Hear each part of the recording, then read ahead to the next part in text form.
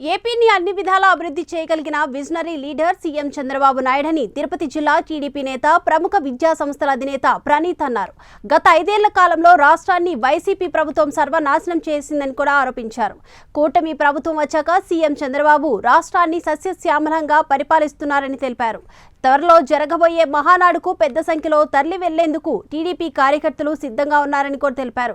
ఇక రాష్ట్రంలో కొత్త పరిశ్రమలు తీసుకొచ్చి యువతకు ఉపాధి అవకాశాలు లభించేలా కూటమి ప్రభుత్వం కృషి చేస్తుందంటున్న ప్రణీత్తో మా correspondent Naresh face to face. So Andhra Pradesh వ్యాప్తంగా ఈరోజు పండగ వాతావరణం చోటు చేసుకుంది.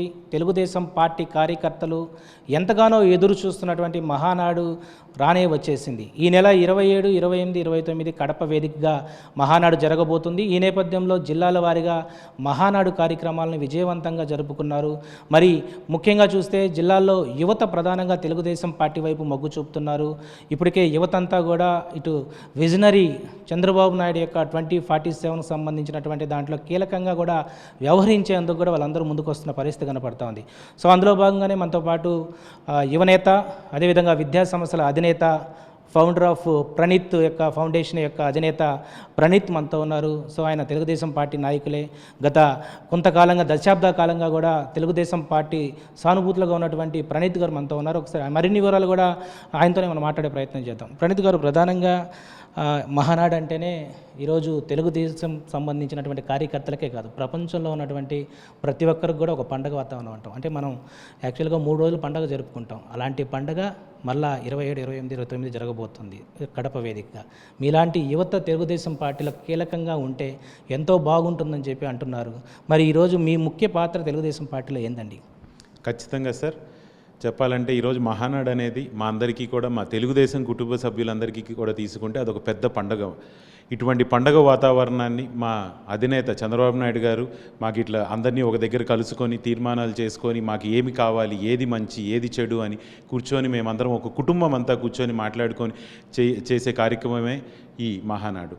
ఈ మహానాడుకి ఉన్న ప్రత్యేకత ఏంటంటే, ఒక కుటుంబ సభ్యులంతా రాష్ట్రమే కాకుండా 2 తెలుగు రాష్ట్రాల నుంచి మరియు ప్రపంచవ్యాప్తంగా తెలుగు తమ్ముళ్ళు, తెలుగు కుటుంబ సభ్యులు ఎవరైతే ఉన్నారో అందరూ వచ్చి ఈ మహానాడులో కూర్చొని ఒక పండుగ వాతావరణంలో జరుపుకోవడం మాకు ఎంతో ఆనందంగా ఉంటుంది. 2 సంవత్సరాలకు ఒకసారి మా కుటుంబ సభ్యుల్ని కలిసినట్టే ఉంటుంది. సో ఇటువంటి కార్యక్రమాలని చంద్రబాబు నాయుడు గారు వారి అధ్యక్షతన మా అందరికీ తీసుకురావడం చాలా ఆనందంగా ఉంది.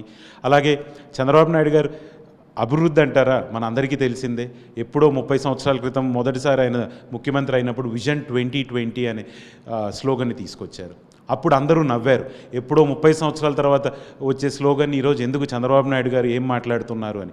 ఆ రోజు యువతను ఉద్దేశించి, ఆ రోజుల్లో మనకు యువత తక్కువగా ఉన్నింది, మనకు యువత లేరు, యువతకి చాలా అవకాశాలు కల్పించాలి, నెక్స్ట్ భవిష్యత్తులో మన భారతదేశంలో యువత జనాభా శాతం ఎక్కువ ఉంటుంది, సో వాళ్ళకి ఖచ్చితంగా ఫెసిలిటీస్ రావాలనే ఉద్దేశంతో విజన్ 2020 డాక్యుమెంట్ ఏదైతే రెడీ చేశారో అది ఈరోజు అందరూ చూసి ఏ విధంగా అయితే చేశారో అదే విధంగా ఈరోజు రాష్ట్రం కానీ దేశం కూడా విజన్ 2020 వైపు చూసింది. ఎన్నో సందర్భాల్లో మన ప్రధానమంత్రి మోడీ గారు కూడా చెప్పుకొచ్చారు, నేను రాజకీయాల్లో అడుగులు వేస్తున్నప్పుడు మొదటిసారి నేను ముఖ్యమంత్రి అయినప్పుడు, గుజరాత్కి నేను ముఖ్యమంత్రి అయినప్పుడు నేను చంద్రబాబు నాయుడు గారు ఏమి చేస్తున్నారు, ఆయన ఏంటి కార్యక్రమాలు, ఆయన డెవలప్మెంట్స్ ఏంటి అనేది చాలా సందర్భాల్లో మోడీ గారే స్వయంగా ప్రధానమంత్రి కాకముందు చెప్పింటే పర్లేదు, ప్రధానమంత్రి అయిన తర్వాత కూడా చంద్రబాబు గారి యొక్క అభివృద్ధి కార్యక్రమాలు ఆయనే స్వయంగా ఆదర్శంగా తీసుకున్నారు. అదే దాన్ని బట్టి అర్థమవుతుంది మన తెలుగు రాష్ట్రాలందరికీ, యావత్ భారతదేశానికంతా కూడా మన చంద్రబాబు నాయుడు గారు అనేవాళ్ళు ఎంత విజనరీనో అని.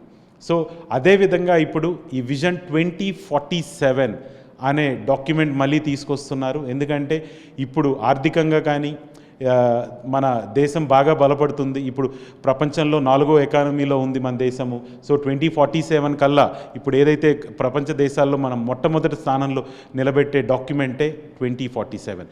ఈ 2047 డాక్యుమెంట్కి మన విజన్ 2047 డాక్యుమెంట్కి ఏం కావాలంటే యువత.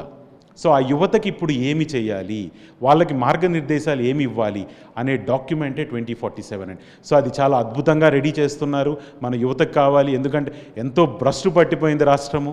వైఎస్ఆర్సీపీ వాళ్ళ పాలనలో 5 సంవత్సరాలు వాళ్ళకి ఇచ్చిన మన కర్మకి ఒక 40 సంవత్సరాలు మన ఆంధ్ర రాష్ట్రాన్ని వెనక్కి తీసుకెళ్ళిపోయారు.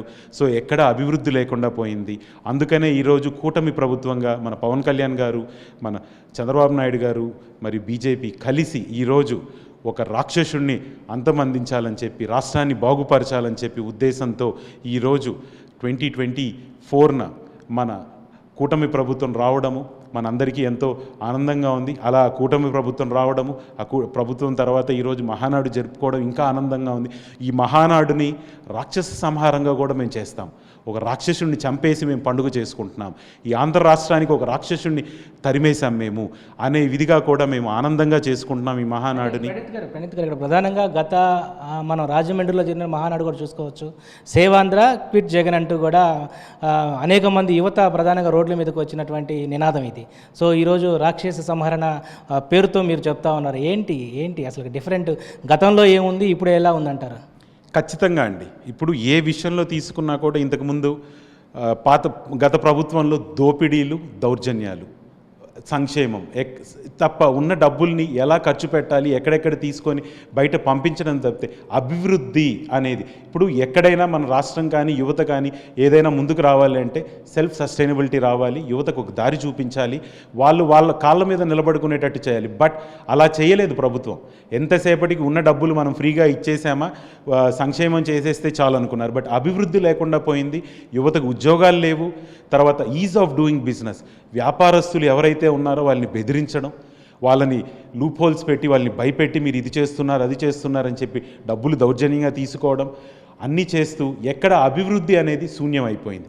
అందుకని ఖచ్చితంగా ఇది మాకు రాక్షస సంహారంలాగే ఒక దివాళీ ఎలాగో దసరా ఎలాగో మాకు ఈ మహానాడు అనేది ఖచ్చితంగా రాక్షసుడి నుంచి మేము విముక్తి పొందాము. ఈ సంవత్సరం మేము మా మహానాడుని చాలా ఆనందంగా చేసుకుంటాం. ఇది తెలుగు తమ్ముళ్ళు ఒకటే కాదు, తెలుగు కుటుంబ సభ్యులు ఒకటే కాదు, రాష్ట్రం అంతా చేసుకోవాలి. మీరు ఏ పార్టీ వాళ్ళైనా కానివ్వండి, పార్టీతో సంబంధం లేదు. మన భవిష్యత్తు, మన జనరేషన్ ముఖ్యం. రేపు వైఎస్ఆర్సీపీ ఉందా, తెలుగుదేశం అనేది కాదండి. ఎవరు మంచి చేస్తున్నారు వాళ్ళని మనం ప్రోత్సహించాలి. ఏదైతే చంద్రబాబు నాయుడు గారు, మన పవన్ కళ్యాణ్ గారు, మరి మా యువ నాయకులు మా నారా లోకేష్ అన్న గారు, ఆయన ఎంతో మార్గనిర్దేశాలు ఎన్నో తీసుకొస్తున్నారు, ఎన్నో ఐడియాస్ ఇస్తున్నారు. ఇప్పుడు ఉన్న యువత, ఆయన స్టాన్ఫోర్డ్ యూనివర్సిటీలో పీజీ చేసి తీసుకొచ్చారు. పీజీ చేసి మనకి ఇక్కడికి వచ్చి అక్కడున్న ప్రొసీజర్స్ అన్నీ కూడా ఎలా రాష్ట్రాన్ని డెవలప్ చేయాలి. ఇప్పుడు చూస్తే ఈ సంవత్సరం కాలంలోనే ఎన్నో పెట్టుబడులను తీసుకొచ్చారు. యువతకు ఎన్నో ఉద్యోగ అవకాశాలు కల్పిస్తున్నారు. ఎన్ని తీసుకొచ్చారండి 5 సంవత్సరాల్లో? దావోస్ వెళ్తారు, అక్కడి నుంచి వచ్చిన తర్వాత ఏ ఉద్యోగ అవకాశాలు, ఏం కంపెనీలు తీసుకొచ్చారనేది కూడా మన మంత్రి గారు చెప్పమంటే మాకు చలిగా ఉంది, మేము దావోస్ వెళ్ళలేదు, మేము బ్లేజర్లు కప్పుకోలేము అని మాట్లాడారు తప్పితే, మన చంద్రబాబు నాయుడు గారు ఈ వయసులో కూడా దావోస్ వెళ్ళి పెట్టుబడులను ఆకర్షించి ఏమేమి తీసుకురావాలి, మనకి యువతకి ఏం కావాలి అనే దాంట్లో చాలా నిమగ్నమయ్యి, మన నారా లోకేష్ అన్న గారు మరీ ముఖ్యంగా తండ్రికి తగ్గ తనయుడు, ఖచ్చితంగా ఆయన బాట వేస్తూ ఆయనకన్నా ఇంకా ముందు ఉండి నడిపిస్తూ ఖచ్చితంగా ఈ పార్టీ ముఖ్యం, నాకు ఈ తెలుగు ప్రజలు ముఖ్యము అనే ఉద్దేశంతో. ఎందుకంటే నారా లోకేష్ అన్న గారు కావాలంటే ఆయనకున్న చదువుకి హాయిగా ఎంజాయ్ చేస్తూ ఉండొచ్చు. లేదు, ప్రజలే నాకు జీవితం. ఏదైతే వాళ్ళ తాతగారు ఎన్టీఆర్ గారు ఏదైతే చూపించారో అదే బాటలో, తండ్రి నడిచిన బాటలోనే అదే ముళ్ళ బాటలో మా నారా లోకేష్ అన్న గారు చేస్తున్నారు. సో చాలా ఆనందంగా ఉంది ఈరోజు మా నారా లోకేష్ అన్న గారితో మేము పయనించాలి. ప్రణీత్ గారు ప్రధానంగా ఇందాక ఎన్టీఆర్ గురించి మాట్లాడడం జరిగింది. ఎన్టీఆర్ గారి నుంచి కూడా మీ తండ్రి ఎవరైతే ఉన్నారో మోహన్ రావు గారు, అప్పటి నుంచి కూడా మీరంతా కుటుంబ సభ్యులంతా టీడీపీని ఎక్కడ కూడా మర్చిపోకుండా నడుస్తున్నారు కదా. మరి అప్పుడు ఉన్నటువంటి పార్టీ ఉన్నటువంటి లక్షణాలు ఏంటి, ఇప్పుడు ఉన్నటువంటి పార్టీకి ఉన్నటువంటి ఎజెండా ఏంటి? మొదటిగా చూస్తే మాకు తెలుగుదేశం పార్టీకి ఉన్న అనుబంధం ఏంటంటే అండి, అదొక కుటుంబ అనుబంధం.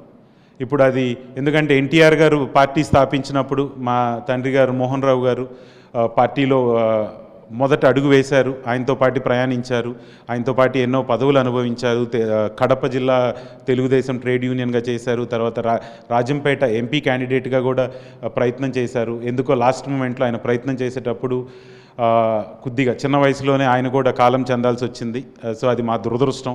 అప్పటి నుంచి తెలుగుదేశం మేము సపోర్టివ్గా ఉన్నాం కానీ యాక్టివ్గా ఉండలేకపోయినాం. ఎందుకంటే మా కుటుంబ పరిస్థితుల వల్ల కావచ్చు, మా అమ్మ అమ్మగారు కష్టపడడం వల్ల కావచ్చు, లేకపోతే ఎవరూ లేకపోవడం వల్ల మాకు చాలా రోజులు మేము తెలుగుదేశంతోనే ఉన్నాం, కానీ ఏ రోజు యాక్టివ్గా చేయలేకపోయాం. ఎందుకంటే మా కుటుంబ పరిస్థితులు, మా అమ్మగారు కష్టము అవన్నీ కూడా ఉండడం వల్ల మేము రాజకీయాల్లో చురుగ్గా లేము. కానీ ఎప్పుడు అవకాశం వచ్చినా తెలుగుదేశంకే మేము చేసుకుంటూ వచ్చాము. ఎప్పుడు ఏ ఎలక్షన్లు ఉన్నా కూడా తెలుగుదేశం అనే ఉన్నాము, అలాగే చేసుకుంటూ వచ్చాము. సో అలా రుణం ఉంది మాకు. ఎందుకంటే ఈరోజు మా నాన్నగారు ఈ పొజిషన్లో ఉన్నాం, మా కుటుంబం ఈ పొజిషన్లో ఉందంటే ఆ రోజు ఎన్టీఆర్ గారు మా నాన్నగారికి చేసిన సహాయం అది చాలా మర్చిపోలేనిది.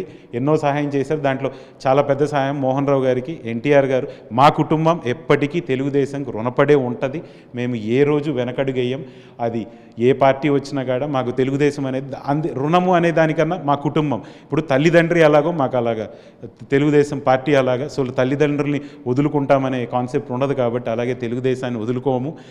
ఎంతో అది రుణం తీర్చుకోవాల్సిన సమయము. ఈరోజు దేవుడి దయ వల్ల, మా అమ్మగారి కష్టం వల్ల ఈరోజు మేము ఒక మంచి పొజిషన్కి వచ్చాము. సో ఈరోజు లోకేష్ అన్న నాయకత్వంలో బాగా వెనక నడిచి లోకేష్ అన్నని బలోపేతం చేయాలి. ఏ విధంగా అయితే యువత రావాలి. ఆ రోజు ఎన్టీఆర్ గారు తీసుకొచ్చిన సంస్కరణలు చాలా మంచివి ఆ రోజు. ఎందుకంటే మన రాష్ట్రం పరిస్థితి అలాగుండింది. గరీబీ హటావో అనే ఇదితో కాంగ్రెస్ వచ్చారు. బట్ ఎక్కడా పేదరిక నిర్మూలన లేకపోవడం, చాలా అధ్వాన పరిస్థితుల్లో రాష్ట్రం ఉండడం. ఆ రోజు పేదల పార్టీగా మన అన్న ఎన్టీఆర్ గారు తెలుగుదేశాన్ని స్థాపించారు. అదే ప్రొసీజర్స్లో వెళ్తూ ఉంది. అదే సిద్ధాంతాలతో మన నారా చంద్రబాబు నాయుడు గారు ఇన్ని సంవత్సరాలు పార్టీని తన భుజస్కంధాలతో మోసుకొని వచ్చారు. ఇప్పుడు ఆయనకి లోకేష్ అన్న గారు తోడుగా ఉంటున్నారు. ఆ లోకేష్ అన్న నాయకత్వం కోసం లోకేష్ అన్నని మంచి నాయకుడిగా చూడాలి, ముఖ్యమంత్రి స్థానంలో కూడా చూడాలని మేము కోరుకుంటూ ఆయన వెనుక నడవాలని మేము కోరుకుంటున్నాము. ఖచ్చితంగా లోకేష్ అన్న ఏమి చెప్తే అది మేము నడవడానికి సిద్ధంగా ఉన్నాం. మొత్తానికి యువత ప్రధానంగా ఈరోజు దేశంలో ఉన్నటువంటి యువత చాలా వరకు కూడా పొలిటికల్ వైపు చూసిన పరిస్థితుల్లో ఈరోజు పార్టీ నుంచి ఏదైనా ఆదేశాలు ఇస్తే కీలకంగా వ్యవహరించేటువంటి పరిస్థితి ఉందా మీరు తిరుపతిలో? ఖచ్చితంగా అండి. పార్టీ ఆదేశిస్తే ఏది చేయడానికైనా మేము సిద్ధంగా ఉన్నాను. ఎందుకంటే ఆదేశాల కోసం ఎదురు చూస్తున్నాను నేను కూడా. పార్టీ ఈరోజు చెబితే యువత రావాలి, యువత పార్టీని అందరినీ తీసుకొచ్చి సమానంగా అందరినీ కలుపుకొని తీసుకెళ్ళి ముందరికి తీసుకెళ్ళాలి. సో అలాగే యువత ఒక్కటే కాదు, మన ఎక్స్పీరియన్స్డ్ పాత లీడర్లు కూడా వాళ్ళ మార్గనిర్దేశకాలతో, వాళ్ళ గైడెన్స్తో యువతని ముందుకు తీసుకెళ్ళాలి. ఖచ్చితంగా లోకేష్ అన్న గారు, చంద్రబాబు నాయుడు గారు ఏది చెప్పినా చేయడానికి మేము సిద్ధంగా ఉన్నాం. ఆయన వెనక నడవడానికి మాకు ఖచ్చితంగా మేము సిద్ధంగా ఉన్నామని చెప్తున్నాను. మహానాడుకు సంబంధించి ప్రత్యేకించి మనం చెప్పబోతాం. యువత ప్రధానంగా కూడా మహానాడులో కీలకంగా వ్యవహరించాలంటూ ఇప్పటికే రాష్ట్ర అధిష్టానం కూడా నిర్ణయించింది. ఏంటి యువతకి మీరు ఇచ్చేటువంటి దశ ఏముందంటారు? ఖచ్చితంగా అండి, యువత రావాల్సిందే. ఎందుకంటే మీకు భవిష్యత్తు కావాలంటే తెలుగుదేశం పార్టీ ఉండాల్సిందే. తెలుగుదేశం పార్టీ లేకపోతే యువతకి భవిష్యత్తు లేదు. సంస్కరణలు తీసుకురావడంలో కానీ, సాఫ్ట్వేర్ కంపెనీస్ని పెట్టుబడులు తీసుకురావడం కానీ, ఇండస్ట్రీస్ని తీసుకురావడం కానీ, మరియు అనాథలాగా మిగిలిపోయిన రాష్ట్రం మంది చెప్పాలంటే. పిల్లలకి ఇప్పుడు నేను ఒక విద్యాసంస్థల అధినేతగా ఎప్పుడన్నా క్లాసులకు పిల్లలకు వెళ్ళి ఎక్కడికైనా ఫస్ట్ చిన్నపిల్లల్లో మనం నేర్చుకునేది ఏంటండి, మీ క్యాపిటల్ ఏంటి అని. మన క్యాపిటల్ ఏంటంటే దిక్కులేని పరిస్థితిలో మన రాష్ట్రం ఉంది. అంటే ఒక అనాథగా లేదు. ఎందుకంటే ఒక రాజధాని ఎందుకు అని విమర్శిస్తారు మన బాబు గారిని. రాజధాని ఉంటేనే పెట్టుబడులు వస్తాయి. ఎక్కడైనా మనం కూర్చొని పరిపాలన చేయగలిగే విధంలో ఉండి ఒక రాజధాని డెవలప్ చేస్తే పెట్టుబడులు అన్నీ వస్తాయి, కంపెనీలు వస్తాయి. సో దానివల్ల యువతకి ఎన్నో జాబ్స్ వస్తాయి. ఇవన్నీ ఖచ్చితంగా యువత బాగుపడాలంటే ఈరోజు తెలుగుదేశం పార్టీ రావాలి ఖచ్చితంగా. ఎందుకంటే ఈ సంవత్సరంలోనే చూశారు ఎన్నెన్ని కంపెనీలకి శంకుస్థాపనలు చేశారు, ఎన్నెన్ని పెట్టుబడులు తీసుకొస్తున్నారు, తర్వాత ఎన్ని సాఫ్ట్వేర్ కంపెనీలు వైజాగ్లో సెటప్ చేస్తున్నారు, తర్వాత తిరుపతిని ఎలక్ట్రానిక్ హబ్గా రెడీ చేస్తున్నారు. ఇవన్నీ కూడా చేస్తున్నారంటే ఈ పాత 5 సంవత్సరాల్లో వైఎస్ఆర్సీపీ ప్రభుత్వంలో ఏమీ చేయలేదు. ఏదో తీసుకొస్తున్నామన్నారు కానీ ఒక్కటి కూడా అభివృద్ధి లేదు. యువత కూడా మొత్తం యువత కానీ బిజినెస్ పీపుల్ కానీ మన రాష్ట్రాన్ని వదిలేసి పక్క రాష్ట్రాల వైపు చూడాల్సి వచ్చింది. ఎందుకంటే అభివృద్ధి లేకపోవడం, ఇక్కడ మనీ ఫ్లో లేకపోవడం. సో ఖచ్చితంగా యువత రావాల్సిందే. మన యువ నాయకుడు నారా లోకేష్ అన్న వెనక నడవాల్సిందే. చంద్రబాబు నాయుడు గారి మార్గనిర్దేశంలో మనం పోవాలి. సో అప్పుడే మనకు భవిష్యత్తు ఉంటుంది, మన రాష్ట్రం బాగుపడుతుంది. దీనికి నిదర్శనం మనము ఉమ్మడి ఆంధ్రప్రదేశ్లో ఉన్నప్పుడు హైదరాబాద్ని ఈరోజు ప్రపంచవ్యాప్తంగా అందరూ హైదరాబాద్ని చూస్తున్నారు. ఈరోజు మన భారతదేశంలో హైదరాబాద్ మొదటి నగరంగా, టాప్ 1 నగరంగా ముంబైని ధీటుగా ఎదుర్కొంటుంది. సో ఈజ్ ఆఫ్ లివింగ్ కూడా, ఈజ్ ఆఫ్ డూయింగ్ బిజినెస్లో కూడా ఇదంతా ఏది కొత్త ప్రభుత్వాలు చేసిన పుణ్యమేం కాదు. ఎన్నో సంవత్సరాలు మన నాయకుడు చంద్రబాబు నాయుడు గారు చేసిన కృషి ఈరోజు కాంగ్రెస్ ప్రభుత్వం కానీ లేకపోతే ఇంతకుముందు టీఆర్ఎస్ ప్రభుత్వం కానీ దాన్ని ఎంజాయ్ చేస్తున్నారు ఫలాల్ని తప్పితే మొక్క నాటింది మన చంద్రబాబు నాయుడు గారు 30 సంవత్సరాల కింద, అది ఈరోజు ఎవరో అనుభవిస్తున్నారు. సో అదే మొక్కని అదే సీడ్ని ఈరోజు అమరావతిలో నాటబోతున్నారు. ఆ ఎంజాయ్మెంట్ అంతా అయ్యో పెద్ద వృక్షం అయ్యి మనం అందరం కూడా ఎంజాయ్ చేయబోతున్నాం. అది నాకు నమ్మకం ఉంది. ఆ నమ్మకాన్ని, ఆ చెట్టుని ప్రాపర్గా తీర్చిదిద్దే నాయకుడు మా నారా లోకేష్ అన్న గారే.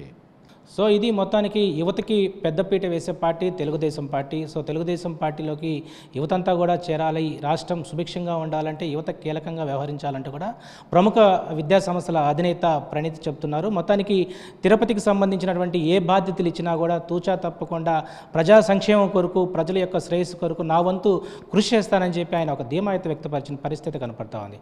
ఇది ప్రణీత్ యొక్క తాజా అప్డేట్. కెమెరా పర్సన్ వెంకయ్యతో నరేష్, తిరుపతి నుంచి.